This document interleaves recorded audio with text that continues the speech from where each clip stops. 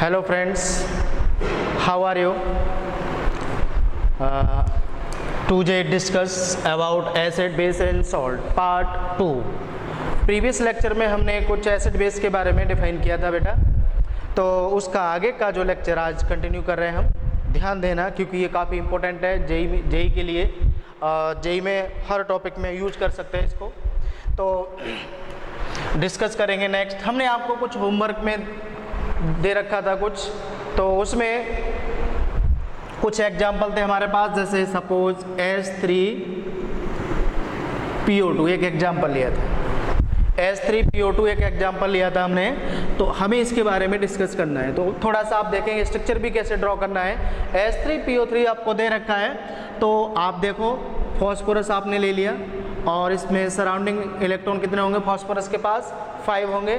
2 8 5 15 electron होता है इसके पास। तो होता क्या है कि इसको आपको क्या करना है, 3 हाइड्रोजन और 2 ऑक्सीजन को डायरेक्ट आप ऐड नहीं कर पाएंगे बिकॉज ऑफ बैलेंसी।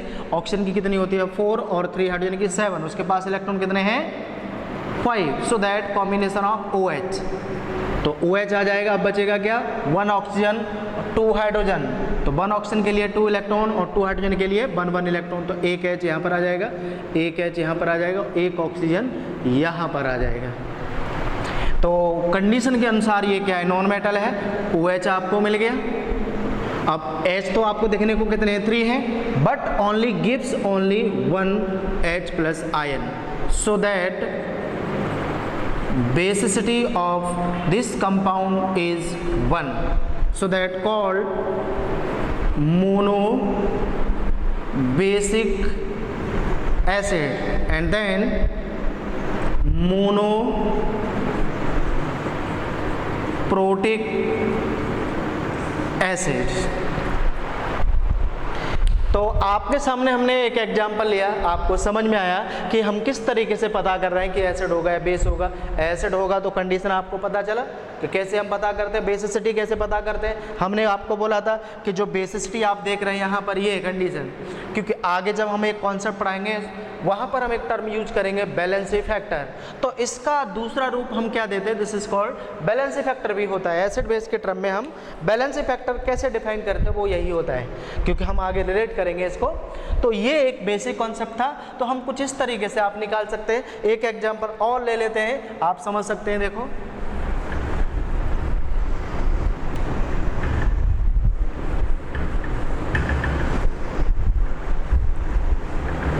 तो अगला एग्जांपल है हमारे पास CH3COOH ऐसे है। तो इसको ध्यान से देखो, ये कार्बन है और इस कार्बन से कौन जुड़ा हुआ है, CH3। कार्बन की वैलेंसी कितनी होती है बेटा, 4 होती है। 4 वैलेंसी होगी, तो एक तो वैलेंसी ऑलरेडी है, बचे कितनी 3, तो 3 आप दिखा सकते हैं इलेक्ट्रॉन। तो उससे कितने ऑक्सीजन ऐड करना है 2 और 1 H, तो कॉम्बिनेशन करेंगे OH का, क्योंकि डायरेक्ट नहीं जोड़ पाएंगे, और यहाँ पर आ जाएगा 1 ऑक्सीजन।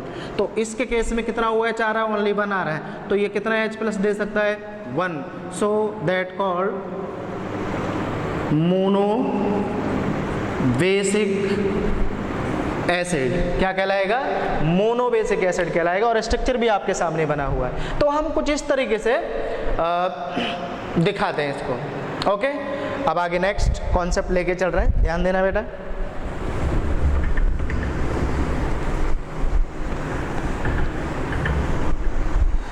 तो अभी जो चल रहा था कॉन्सेप्ट, वो मुझे लगता है कि आपको क्लियर होगा। स्ट्रक्चर ड्रॉ करना, पता करना, monobasic, dibasic, tribasic कैसे पता करते हैं। ओके, चलिए नेक्स्ट कॉन्सेप्ट हम लेके चल रहे हैं, जरा ध्यान देना आप, क्योंकि अभी खत्म नहीं हुआ है, चलता रहेगा अभी। अब अभी जो कॉन्सेप्ट चल रहा था वो किसका कॉन्सेप्ट चल रहा था बेटा, ब्रॉन्स्टेड कॉन्सेप्ट चल रहा था, याद है क्या नहीं? तो ब्रॉन्स्टेड कॉन्सेप्ट को हम कई तरीके से दिखा सकते हैं। देखो एक और कॉन्सेप्ट लेके चल रहे हैं। अगर आप मॉलिक्यूलर लेके चल रहे हैं, मॉलिक्यूलर में हमने एक एग्जांपल ले लिया HCl। HCl हमने लिया, तो HCl अगर आप देखने की कोशिश करेंगे तो क्या करेगा, H प्लस Cl माइनस, तो आपको क्या मिला, H प्लस मिला, और H प्लस मिला, तो फिर दिस इज कॉल्ड एसिड। यही डेफिनेशन आपको बताया था हमने। दूसरा, ये जो मॉलिक्यूलर है, अब एक पॉइंट आपको मिला, अब से पॉइंट नंबर 2 मॉलिक्यूलर होता है और क्या होता है कैटाइनिक भी होता है। कैसा होता है? कैटाइनिक। समझना यहाँ पर थोड़ा सा, मॉलिक्यूलर में डायरेक्ट कंपाउंड और कैटाइनिक केस लेके चल रहे हैं हम। कैटाइनिक केस में हमें पता करना है कि वो H+ दे रहा है या नहीं दे रहा है। तो एक कॉम्प्लेक्स ले लेता हूं मैं, सपोज हमने ले लिया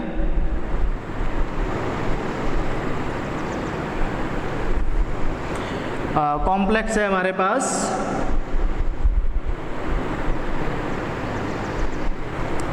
Al और यहाँ पर है H2O का होल 6। सपोज ऐसा एग्जाम्पल है हमारे पास, वाटर ले लिया हमने और यहाँ पर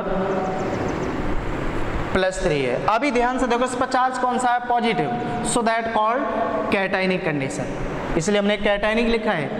मॉलिक्यूलर मतलब कोई चार्ज नहीं होगा, कैटाइनिक पॉजिटिव चार्ज। अब ध्यान से देखना, तो ये आपको बनाएगा Al H2O का होल 5 OH। देखो 6 थे, एक H+ निकाल दिया मैंने, OH- बचेगा यहाँ पर और बाहर क्या आ जाएगा? H+। यहाँ पर वैलेंसी हो जाएगी 2+। तो आपको क्या मिला? H+ मिला। तो फिर ये क्या होगा? एसिड ही होगा, आपको प्रूफ हो रहा है। तीसरा कंडीशन लेके चल रहा हूँ मैं, एनायनिक। 3 केस होते हैं इसमें, मॉलिक्यूलर, कैटाइनिक और एनायनिक। एनायनिक का एग्जाम्पल लेके चलना है। मान लिया आपने सपोज ले लिया HCO3- ले लिया। अब ये किस रूप में लिखा हुआ है? एनाइन है, चार्ज नेगेटिव है। अगर आप देखने की कोशिश करेंगे तो ये हो जाएगा H+ CO3 2-। आपको क्या मिला? H+ मिला, सो दैट कॉल्ड एसिड। क्या मिलेगा आपको? एसिड मिलेगा। तो हम जो ब्रोंस्टेड कॉन्सेप्ट से डिफाइन कर रहे थे, कंपाउंड हमने मॉलिक्यूलर लिया, कैटाइनिक लिया और एनायनिक लिया, तो उस केस में आपने समझ में आया कि ये हमने कैसे दिखाया। तो कुछ इस तरीके से एग्जांपल आप ले सकते हैं। तो यहाँ से आपको पता चला कि एसिड कैसे पता करते हैं। एक और ख़ास बात, क्योंकि कॉन्सेप्ट आगे बढ़ते रहेंगे, ब्रोंस्टेड कॉन्सेप्ट क्या है? सभी कॉन्सेप्ट को मिलाकर बनाया गया है। भाई यहाँ पर क्या होता है? ब्रोंस्टेड में आप आर्हेनियस को भी प्रूव कर सकते हैं यहाँ से, और लेविस कॉन्सेप्ट एक और है, आपको पढ़ाएंगे। तो लेविस कॉन्सेप्ट को भी ये प्रूव करता है, यानी ये तीनों को एक साथ आप, इससे सभी क्वेश्चन सॉल्व हो जाते हैं। लेकिन पर्टिकुलर आर्हेनियस लेंगे, सारे क्वेश्चन सॉल्व नहीं कर पाएंगे आप। लेविस लेंगे पर्टिकुलर, तो आप सभी क्वेश्चन को डिफाइन नहीं कर पाएंगे, एसिड होगा या बेस होगा। बट ब्रोंस्टेड ऐसा कॉन्सेप्ट होता है कि यहाँ से आप हर कंपाउंड को प्रूव कर सकते हैं कि वो एसिड होगा या बेस होगा। Okay, clear? चलिए आगे चलते हैं, ध्यान दीजिए। तो इस तरीके से आप दिखा सकते हैं।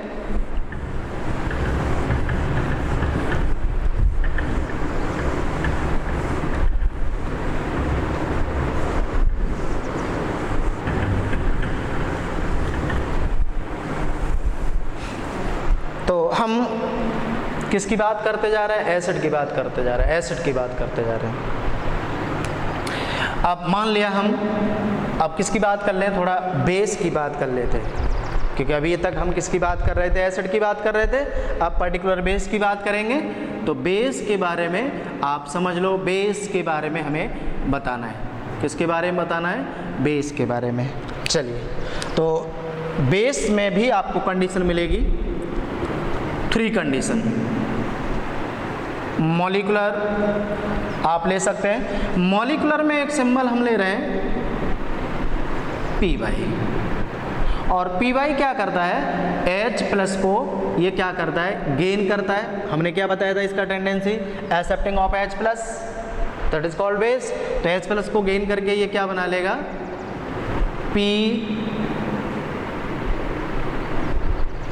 P/H। कुछ इस तरीके से दिखाएगा, एक इंडिकेशन दिया है। अब आप सोच रहे हैं pH क्या है यहाँ पर? pH एक्चुअली में यहाँ पायरिडीन है। क्या पढ़ते हैं इसको? पायरिडीन। और इसका जो स्ट्रक्चर होता है वो कुछ ऐसा होता है।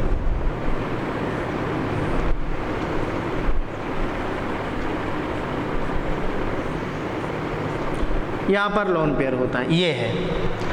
अब ये क्या करता है? H+ को गेन कर लेता है। ये क्यों कर लेता है? अब मेरा बात ध्यान से समझना, काफ़ी इंपॉर्टेंट पॉइंट लेके चल रहा हूँ मैं। भाई 2 चीज़ें हैं, आपके पास 2 लोग हैं, एक डोनर होता है और एक एक्सेप्टर होता है। 2 चीज़ें याद रखना, एक क्या होता है? डोनर, और दूसरा एक्सेप्टर। एक डोनेट करेगा और एक एक्सेप्टर। और उसी को हम अगर लैंग्वेज में बात करेंगे, समझाने की कोशिश करेंगे, तो एक दो कंडीशन है। ये इसके पास इलेक्ट्रॉन आपको दिखाई दे रहे होंगे, नाइट्रोजन के पास इलेक्ट्रॉन है, तो ये क्या करता है, इफिशिएंट है, इलेक्ट्रॉन बहुत ज़्यादा है। और H+ का मतलब एक था वो भी चला गया है, मतलब एम्प्टी है पूरा, और वो किसकी खोज में है, इलेक्ट्रॉन की खोज में है। इलेक्ट्रॉन जहाँ दिखेगा वहीं पर ये अटैक कर लेगा, तो ये चल दिया खोज में और इसके पास आ गया पायरिडिन के पास। और पायरिडिन पहले से ही बैठा हुआ है कि भाई कोई आए तो ले जाए, क्योंकि उसके पास एक्स्ट्रा है। अब भाई भिखारी है, अब भिखारी से कोई कहेगा मुझे मैं उससे कुछ ले लूँ, क्या वो दे पाएगा आपको, नहीं दे पाएगा, वही कंडीशन है सेम। तो ये क्या करता है लोन पेयर, जैसे ही लोन पेयर ये गेन करेगा कौन, H+, तो ये जो एक्सेप्ट करता है उस पर चार्ज नेगेटिव आता है और जो डोनेट करता है उस पर चार्ज प्लस आता है। तो जोड़ने के बाद ये क्या बन जाएगा आपका,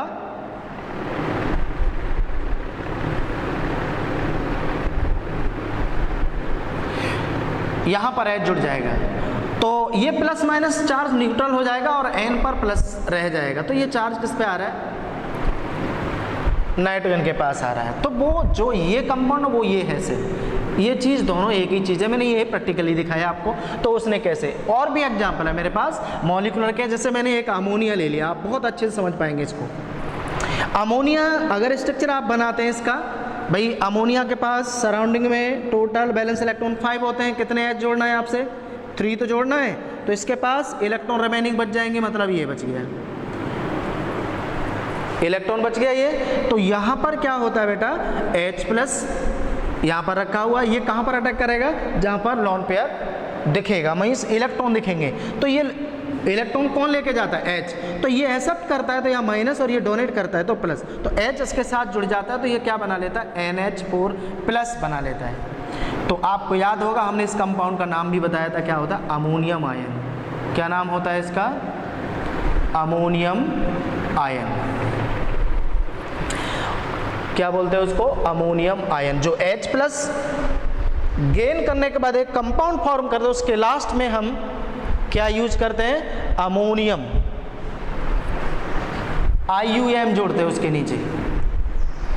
तो आपका ये H+ को गेन किया, so that this is called base, this is also base because of accepting of H+। तो ये क्या होगा आपका, बेस होगा। तो ये प्रूफ हो गया कि अमोनिया क्या होता है, बेस होता है। क्यों, क्योंकि इसने H+ को क्या कर लिया है, एक्सेप्ट कर लिया है। बात क्लियर हो गया कि नहीं है इतना। तो ये मॉलिक्यूलर एग्जांपल था, ऐसे इसमें क्या ले लेंगे आप, कैटायनिक एग्जांपल ले सकते हैं।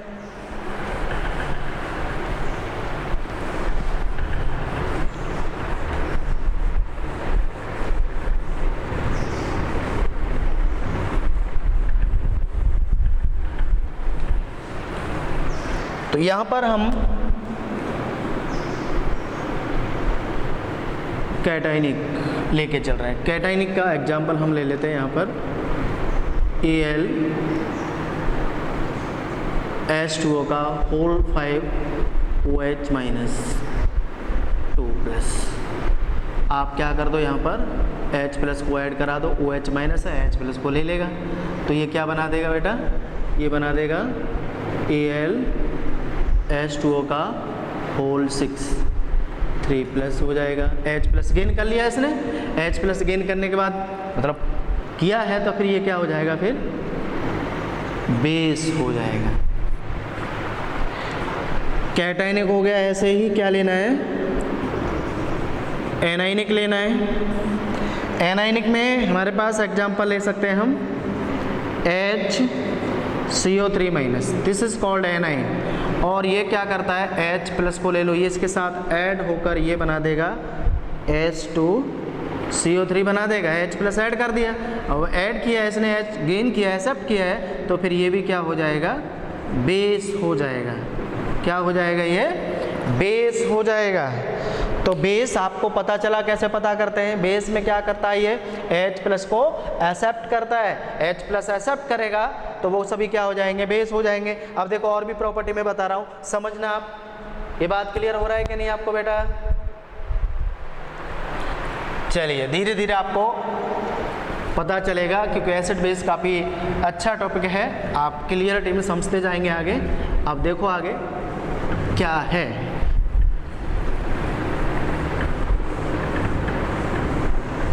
हाँ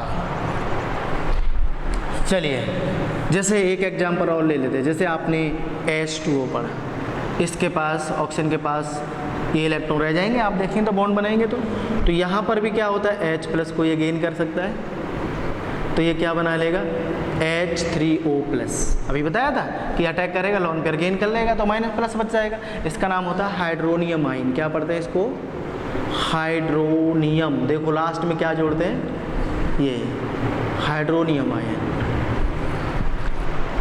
समझ पा रहे हैं क्या नहीं। तो यहाँ पर ये क्या एक्ट कर रहा है इस केस में, बेस। और दूसरा केस आप देख सकते हैं ये है, तो ये दूसरा केस हो जाएगा इसका। हालांकि हमें एक ही चीज़ लेके चलना है, अभी क्या बताना है, प्रूव करना है बेस। ये बात समझ में आया आपको। चलिए अब हम कुछ स्पेशल कंडीशन लेके चल रहे हैं, जरा समझना। तो अभी हमने जो कॉन्सेप्ट पढ़े वो आपको पता चला किस तरीके से हमने पढ़ा। अब हम आपके सामने एक एग्जांपल ले रहे हैं, समझना। हमारे पास है H3BO3। वैसे इसका नाम एक्चुअली में क्या होता है, बोरिक एसिड होता है। उस दिन हमने इसी के बारे में पूछा था। और this compound is most important. ज़्यादातर क्वेश्चन जेईई मेंस में डायरेक्ट इसके ऊपर मिल जाते हैं। कहाँ मिल जाते हैं, जेईई मेंस में आपको डायरेक्ट क्वेश्चन मिलेंगे इसके ऊपर। तो बोरिक एसिड है, एसिड लिखा आ रहा है, इसका मतलब एसिड है ही, बट आपको नाम नहीं पता है सपोज, तो हमें कैसे बताएंगे इसको। हम इस रूप में भी लिख सकते हैं, BOH का होल थ्राइस। और बच्चे क्या करते हैं, डायरेक्ट OH देख के क्या बोलते हैं, दिस इज द बेस। भाई डायरेक्ट आप क्या कर रहे हैं, B को OH को देखकर क्या बोल देते हैं, बेस बोल देते हैं। तो यहां पर जो केस बन रहा है आपका, उसके बारे में आपको समझना है। एक्चुअली में ये क्या होता है, एसिड होता है। बट अगर हम इसको डिफाइन करने की कोशिश करेंगे अभी, तो अभी डिफाइन नहीं कर पाएंगे। क्यों, क्योंकि इसमें कॉन्सेप्ट हमने अभी पढ़ाया नहीं, इसमें लेविस कॉन्सेप्ट लगेगा इसलिए। तो हम नेक्स्ट पार्ट में इसको डिस्कस करेंगे। बस हमने अभी लिख दिया है कि ये क्या होता है, आपका एसिड होता है। चलिए अगला जो पॉइंट मिलेगा उसमें आप डिस्कस करेंगे इसको। हाँ, मैं कुछ और कंडीशन बता देता हूँ। आपके पास क्या दे रखा है, बेस, ध्यान से समझना। और बेस का क्या होता है बेटा, एसिडिटी होता है। बेस का क्या होता है, एसिडिटी होता है। और एसिडिटी मीन्स होता है the number of OH ions are donate is called acidity। लेकिन ये बहुत आसान है, इसमें टेंशन लेने की जरूरत नहीं है। जैसे आपसे कह रहा है कि NaOH है, ये मेटल है, ये OH है, तो आपको पता है कितने OH दिखाई दे रहे हैं, 1। सो दैट एसिडिटी कितनी हो जाएगी इसकी, 1 हो जाएगी। सपोज आपके पास एग्जाम्पल है MgOH का होल ट्वाइस, तो ये मेटल है, OH है, तो बेस है ये। तो इसमें एसिडिटी कितनी हो जाएगी, कितने OH है, 2। तो आपको OH देखने हैं कितने OH है, डायरेक्ट जितने OH होंगे that is called acidity. Okay, ये बात समझ पा रहे हैं कि नहीं।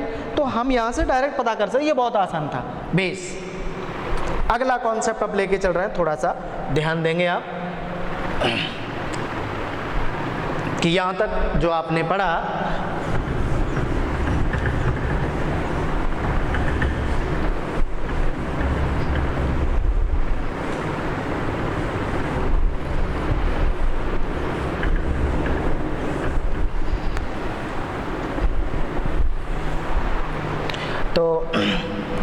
नेक्स्ट जो कंडीशन है उसको आप समझेंगे।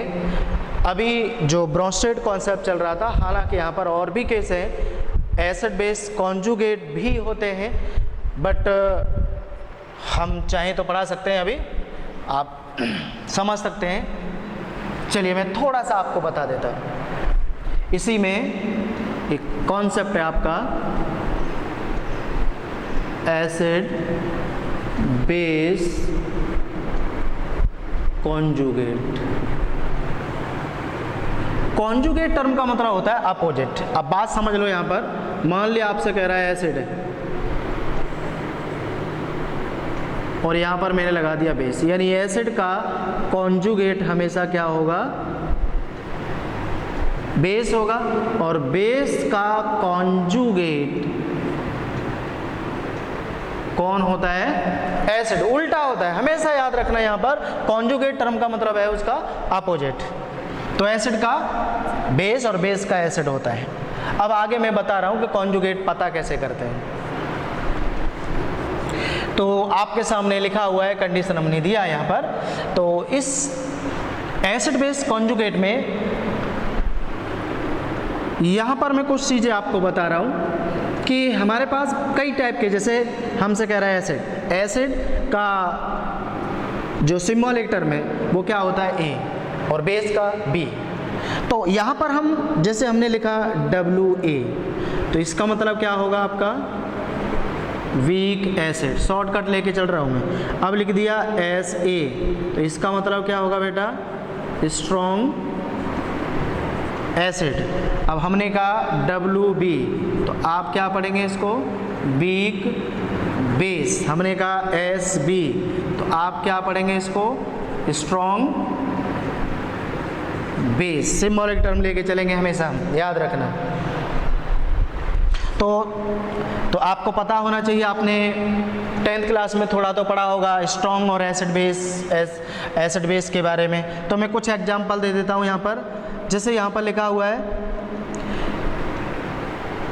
वीक एसिड के कुछ एग्जांपल बता रहा हूँ मैं। वीक एसिड में आपका H2CO3 आता है, कार्बोनिक एसिड आता है, CH3COOH आता है, H2S आता है, HCN आता है। ये सभी एसिड हैं और ये कौन से हैं, वीक एसिड है। मैंने कुछ एग्जांपल दिए हैं, बाकी जनरली सब कैसे होते हैं, स्ट्रॉन्ग होते हैं। इधर आ जाइए, वीक बेस। वीक बेस में एक एग्जांपल आपको दे रहा हूँ, एक याद रखना, NH4OH, ammonium hydroxide is called weak base. और भी होते हैं बट एटलीस्ट आप एक तो याद रखो। अब यहां से मैं बताने जा रहा हूं कि कैसे पता करते हैं कॉन्जुगेट एसिड बेस। याद रखना, काफी इंपॉर्टेंट पॉइंट चल रहा है, समझना इसको। डायरेक्ट क्वेश्चन मिलेंगे और क्वेश्चन में पूछूंगा भी आपसे कि कैसे आपको निकालना है।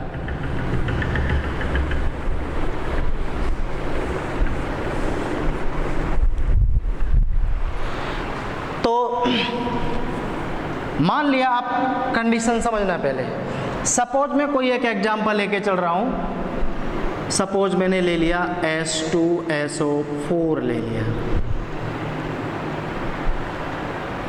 तो आपसे क्वेश्चन कैसे पूछेगा, आपसे बोलेगा कॉन्जुगेट बेस ऑफ H2SO4। क्या बोलेगा, कॉन्जुगेट बेस ऑफ H2SO4। यानी आपको क्या निकलना है, इसका कॉन्जुगेट बेस निकालना है। किसका, H2SO4 का। तो कॉन्जुगेट बेस निकालना है, इसका मतलब यहाँ पर क्या आने वाला है, बेस आने वाला है।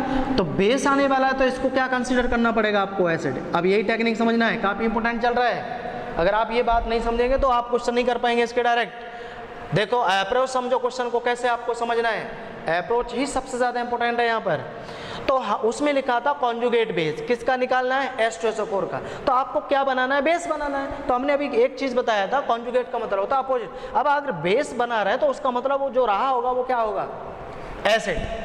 अब ब्रोंस्टेड कॉन्सेप्ट के अनुसार एसिड का टेंडेंसी क्या होता है, H+ को डोनेट करना। अभी तो बताया था आपको, H+ को क्या करता है, डोनेट करता है। तो यहाँ से H+ निकाल दो भाई, कितने H+ निकालते हैं वो आपके ऊपर है भाई, एक निकालो दो निकालो, वो डिपेंड करेगा OH कितना है उसके पास। तो आप दो निकाल दो चाहे एक निकाल दो। तो यहाँ से आप सपोज दोनों ही निकाल देते तो क्या बचेगा यहाँ पर, SO4 2- ही बचेगा ना, H+ निकालेंगे तो यहाँ से।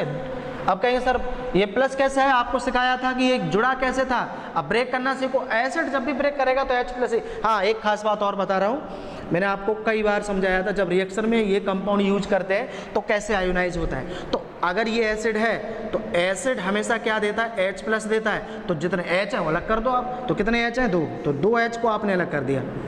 भाई आपने दोनों H को अलग कर दिया तो बचा क्या आपके पास, SO4। अब यहाँ पर कितना प्लस है, 2 प्लस है ना, तो यहाँ पर क्या होना चाहिए, 2 माइनस। इससे पहले आपको सिखाया था मॉलिक्यूलर फार्मूला में कि जब जुड़ते हैं तो बराबर चार्ज होना चाहिए और ब्रेक होंगे तो भी बराबर चार्ज आना चाहिए। अगर 2 प्लस है तो ये 2 माइनस हो जाएगा। तो यहाँ से क्या बचा, ये बचा, ये आपने लिख दिया। तो H2SO4 का कॉन्जुगेट बेस कौन होगा, SO4 2 माइनस होगा। बात समझ पा रहे कि नहीं बेटा? ओके अब देखो एक एग्जाम्पल ये हो गया। अब नेक्स्ट एग्जाम्पल समझ लो। मान लिया हमसे कह रहा है, एक एग्जाम्पल ले लिया H2CO3 माइनस, ऐसा एग्जाम्पल है, और आपसे कह रहा है कि आपको क्या बताना है, इसका कॉन्जुगेट बेस ही बताना है। फिर से क्या बताना है, कॉन्जुगेट बेस। कॉन्जुगेट बेस इसका मतलब यहाँ पर क्या आना चाहिए, बेस। अब बेस आना चाहिए तो उसके रेस्पेक्ट में यहाँ कुछ भी लिखा है आपको ये नहीं देखना है कि वो है क्या, आपको बस ये बताएगा ये है क्या। भाई आपको पता नहीं है क्या है, उनको कोई मतलब ही नहीं है, आपको सिर्फ यहाँ देखना है। भाई इसके अनुसार बेस पूछ रहा है तो इसका मतलब इसको आप 100% क्या कंसीडर कर लो, एसिड। भाई एसिड का ही तो कॉन्जुगेट बेस होगा। अब एसिड की टेंडेंसी क्या होती है, H प्लस आयन देने की, तो इसमें कितने H प्लस है, एक ही है, एक H प्लस निकाल दो।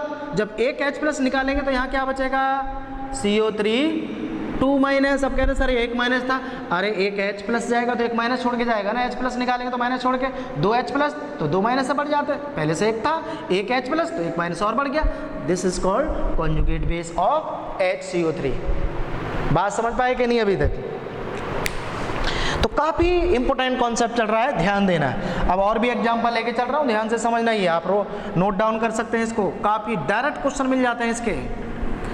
अगर आपको जेई को फाइट करना है तो आपको ये बेसिक, हमने पहले ही बताया था कि जेई में ऐसा नहीं है कि आपका बेसिक क्लियर होना चाहिए। बेसिक जब क्लियर होता है तो डायरेक्ट क्वेश्चन सॉल्व होते हैं, क्योंकि बेसिक क्वेश्चन सबसे ज़्यादा आते हैं कंपटीशन में। ऐसा नहीं, रटने वाले बहुत कम आते हैं। अब देखो मैं कुछ एग्जाम्पल और ले रहा हूं, समझना।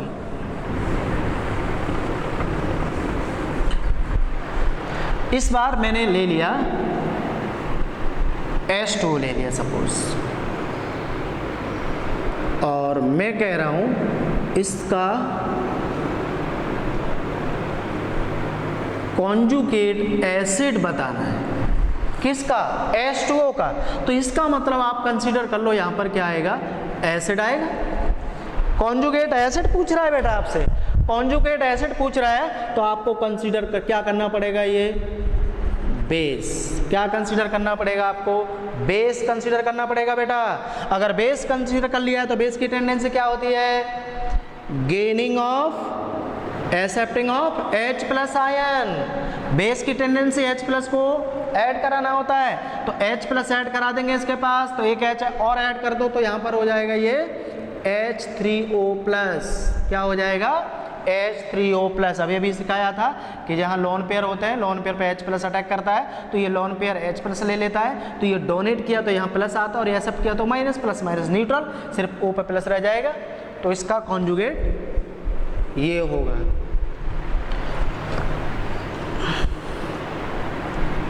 चलिए एक एग्जाम्पल और ले रहा हूं जो आपको जेई में पूछा था। नेक्स्ट एग्जाम्पल है, ये आपका जेई में आया था, पूछा गया था। अभी 2 बार 2 टाइम्स क्वेश्चन आया था ये। अभी प्रीवियस वाले में क्वेश्चन में एक था, बताइए कॉन्जुगेट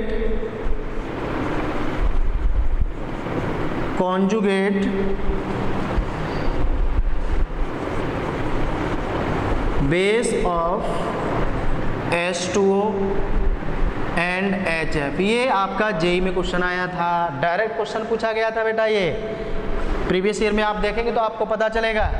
तो कॉन्जुगेट बेस पूछ रहा है तो ये क्या आता है, एसिड। तो एसिड की टेंडेंसी क्या होती है, H प्लस निकालना, तो आंसर क्या हो गया, OH माइनस। और H प्लस का भी निकालना है तो H प्लस निकाल दो, क्या बचेगा, F माइनस। समझ गया कि नहीं, ये कॉन्जुगेट बेस हो गए इसके। एक क्वेश्चन और मैं दे रहा हूँ, जेई में पूछा गया था, वो आप बताएंगे। मैं दे रहा हूँ, फाइंड आपके लिए है ये, फाइंड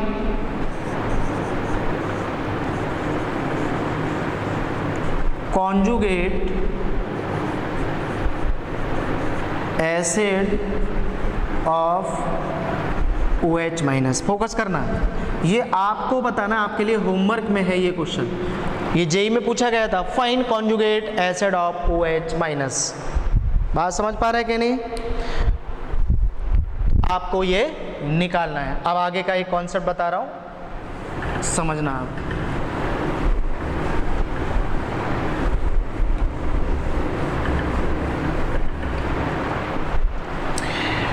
अगर मैं पढ़ा रहा हूं तो एक कंडीशन और बता रहा हूं, H3BO3। मैंने अभी एग्जाम्पल छोड़ दिया था, फिर से आ गया मेरे पास, ये लौट के फिर से आ गया, क्योंकि ये JEE में ये भी क्वेश्चन जेई में पूछा गया था। अब पूछा क्या गया था, पता है क्या पूछा है? इसका आपको बोला गया था कॉन्जुगेट बेस बताना था। क्या बताना था इसका? Conjugate base. कॉन्जुगेट बेस क्या होगा इसका? कॉन्जुगेट बेस क्या होगा, ये भी आपको प्रूव करना है। आपके लिए ये भी हम होमवर्क में डाल रहे हैं, याद रखना कि कॉन्जुगेट बेस क्या होगा इसका। डिस्कस करेंगे हम आगे इसके बारे में। तो ये भी आपको कहाँ जाता है? होमवर्क में जाता है। ये किस में जाता है? होमवर्क में। आप बताएंगे कॉन्जुगेट बेस क्या होगा इसका, H3BO3 का। ठीक है,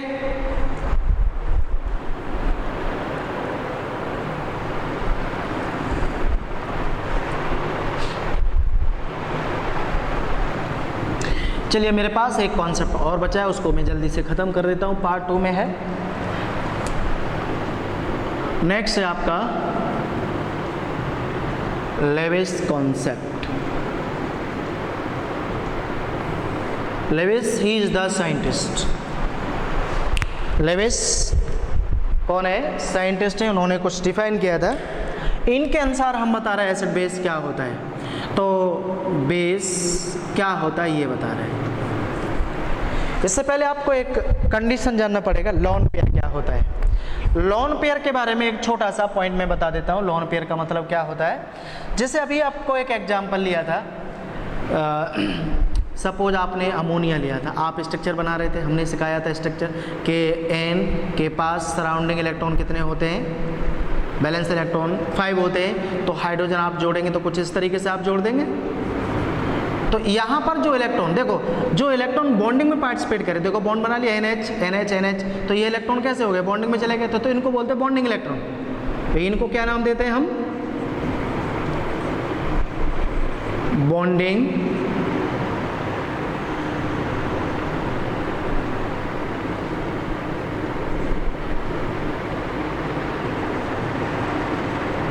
इलेक्ट्रॉन्स। और जो रिमेनिंग बचते हैं उनको बोलते हैं हम नॉन बॉन्डिंग इलेक्ट्रॉन। क्या बोलते हैं उनको? नॉन बॉन्डिंग इलेक्ट्रॉन, जो पार्टिसिपेट नहीं करते हैं, फ्रीली रहते हैं। तो इस नॉन बॉन्डिंग इलेक्ट्रॉन को बोलते हैं लॉन पेयर। क्या बोलते हैं बेटा? Lone pair. क्या पढ़ते हैं हम उसको? लॉन पेयर बोलते हैं। किसको? नॉन बॉन्डिंग इलेक्ट्रॉन को। यानी वन लॉन पेयर, पेयर मतलब जोड़ा। तो एक लॉन पेयर में कितने इलेक्ट्रॉन होते हैं? 2 इलेक्ट्रॉन होते हैं। कितने इलेक्ट्रॉन होते हैं? 2 इलेक्ट्रॉन। तो इसको हम लॉन पेयर बोलते हैं। तो यहाँ पर यही कॉन्सेप्ट था एसिड बेस का। क्या कॉन्सेप्ट था? एसिड बेस का यही कॉन्सेप्ट था आपका। तो ये बात समझ में आया होगा आपको।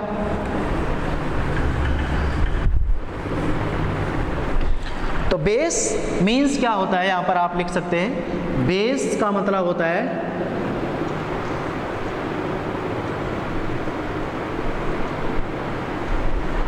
Donating lone pair. ये क्या करेगा? लोन पेयर को डोनेट करेगा। बेस की टेंडेंसी क्या होगी? Donating lone pair. हमेशा इलेक्ट्रॉन को क्या करेगा? डोनेट करेगा। Lone pair means electron. वो क्या करेगा, डोनेट करेगा। लोन पेयर मीन्स 2 इलेक्ट्रॉन, ये क्या करेगा, डोनेट करेगा, तो वो क्या कहलाएगा, बेस कहलाएगा। तो इसको टर्म को एक टर्म और आप समझ सकते हैं डायरेक्टली, डोनेट कब करेगा ये बात तो समझना होगा ना। तो इसका मतलब होता है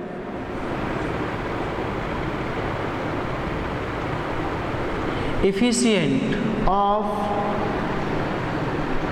इलेक्ट्रॉन्स होना चाहिए। इफिशिएंट का मतलब एक्स्ट्रा इलेक्ट्रॉन होंगे, एक्स्ट्रा इलेक्ट्रॉन होंगे तो हमेशा डोनेट करेगा, तो हम क्या बोलते हैं, बेस। तो इसके कुछ एग्जांपल हम बेस में बता रहे, जैसे आपको अभी एग्जांपल दिया था अमोनिया, लोन पेयर है, जिनके पास लोन पेयर होता है वो क्या करते हैं, जनरली डोनेट करते हैं, एफिशिएंट होते हैं। जैसे एक एग्जांपल ले रहे हैं PH3, यहाँ पर H2O भी ले सकते हैं, लोन पेयर आता है, अल्कोहल भी ले सकते हैं, अल्कोहल के पास भी लोन पेयर आता है। तो कुछ ऐसे एग्जांपल हमने लिए, तो ये क्या कहलाते हैं हमारे जनरली, लेविस बेस कहलाते हैं। वैसे ही होता है एसिड,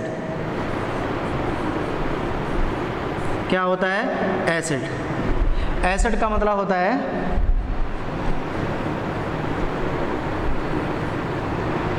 एक्सेप्टिंग ऑफ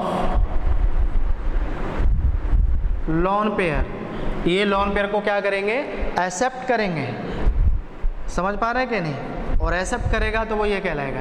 यानी यहाँ पर एक पॉइंट और बढ़ा सकते हैं ऊपर वाले में, इनको हम क्या बोलते हैं, लेविस बेस नाम देते हैं। बेस लेविस के अनुसार चलते तो उनको क्या नाम देते हैं, लेविस बेस। तो यहाँ पर आ जाइए एक्सेप्टिंग ऑफ लोन पेयर। अब पता कैसे करेंगे भाई, एक्सेप्ट करेगा, एक्सेप्ट तब करता जब भूखा होगा, कमी होगी इलेक्ट्रॉन की, तभी तो दूसरे से छीनेगा वो। तो फिर यहाँ पर क्या लिखता है, deficient of electron, deficient of electron होते हैं ये, इसलिए हम इनको क्या बोलेंगे, लेविस एसिड कहलाएंगे। For example BF3, AlCl3, BCl3, कुछ एग्जाम्पल हमने दिए। अब हमें प्रूव करना है कि ये कैसे है, आपको ये समझाना पड़ेगा हमें। तो देखिए अब आप इसका एग्जाम्पल, आपने नोट किया होगा इसको, कॉन्सेप्ट को। चलिए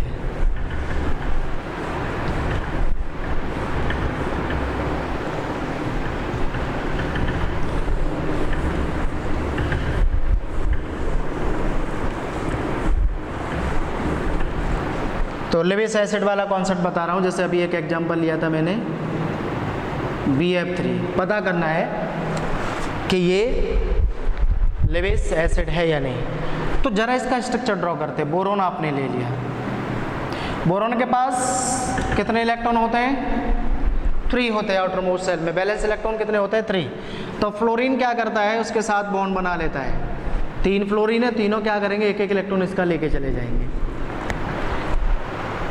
अब समझने वाली बात यह है कि इसके सराउंडिंग में देखना है इलेक्ट्रॉन कितने हैं। भाई एक बॉन्ड का मतलब याद रखना, जब कभी भी एक बॉन्ड बनाता है तो कितने इलेक्ट्रॉन पार्टिसिपेट करते हैं बॉन्डिंग में, 2 इलेक्ट्रॉन। याद रखना हमेशा, जब कभी भी कंपाउंड एक बॉन्ड बनाता है तो कितने इलेक्ट्रॉन पार्टिसिपेट करेगा, 2।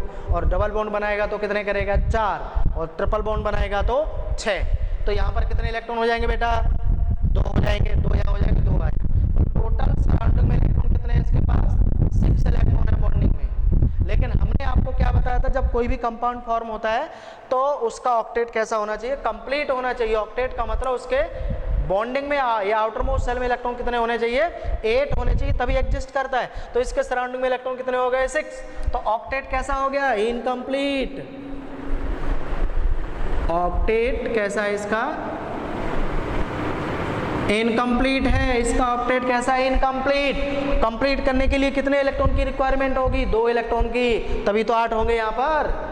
तो फिर इसका मतलब क्या, इलेक्ट्रॉन की कमी हो गई कि नहीं, क्योंकि यहाँ पर 8 होने चाहिए। तो फिर ये क्या करता है, बल लोन पेयर को क्या करता है, एक्सेप्ट करता है, क्योंकि यहाँ रिक्वायरमेंट कितने की है, 2 इलेक्ट्रॉन की, तभी तो ऑक्टेट कंप्लीट होगा। तो यहाँ पर क्या हो जाएगा, required 2 electron for complete octet, so that called, ये क्या कहलाएगा फिर, लेविस एसिड कहलाएगा आपका, ये क्या कहलाएगा? लेविस एसिड कहलाएगा। ये क्या कहलाएगा? ये लेविस एसिड कहलाएगा। तो यहाँ तक हम चल के आ गए। अब कुछ एग्जाम्पल और ले रहे हैं, मेरा बात ध्यान से समझना, काफ़ी इंपॉर्टेंट पॉइंट बता रहा हूँ मैं। यहाँ तक हम लेके आ गए आपको। तो ये एक एग्जाम्पल हमने एक्सप्लेन किया कि आप देखना ऑक्टेट इनकम्प्लीट है, मतलब क्या कहलाएगा? Lewis acid. लोन पेयर होगा तो लेविस बेस।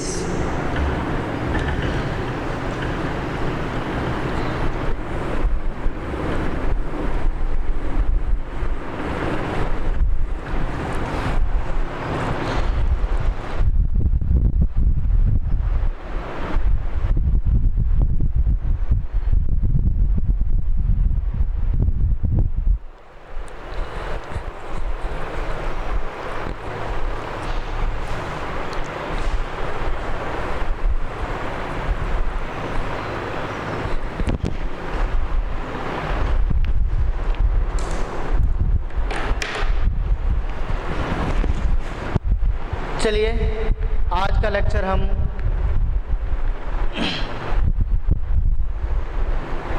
इतना ही रखते हैं, कल फिर कंटिन्यू करेंगे इसको। अभी कंप्लीट नहीं हुआ, अभी एक लेक्चर और लगेगा इसमें। हमने पहले ही कहा था कि ये टॉपिक थोड़ा सा बड़ा है, तो ध्यान दीजिए। हमने कुछ कॉन्सेप्ट दिए हैं, काफ़ी इम्पोर्टेंट थे। Okay, thank you.